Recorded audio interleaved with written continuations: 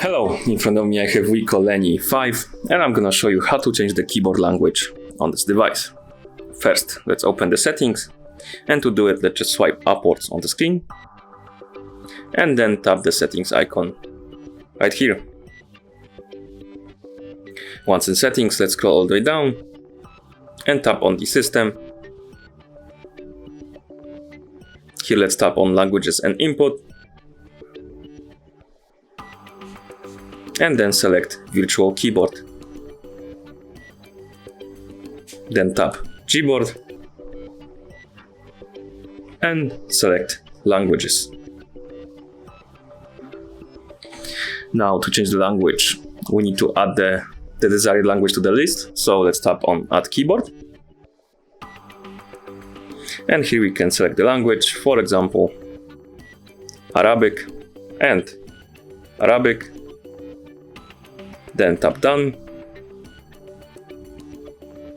And now we can remove English language to make the Arabic one default.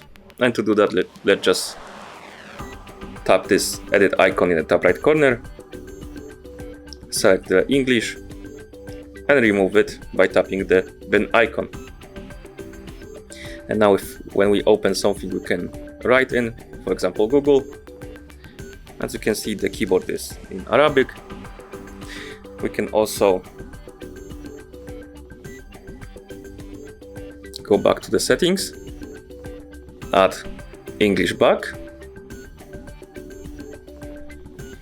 and now we can switch between two languages. And to do that, just need to press and hold on the spacebar. This will open the list of languages, and here we can tap, for example, on English and Arabic, like that. We can also open this window and tap on language settings to go straight to keyboard languages options. And that should be all. Thank you for watching.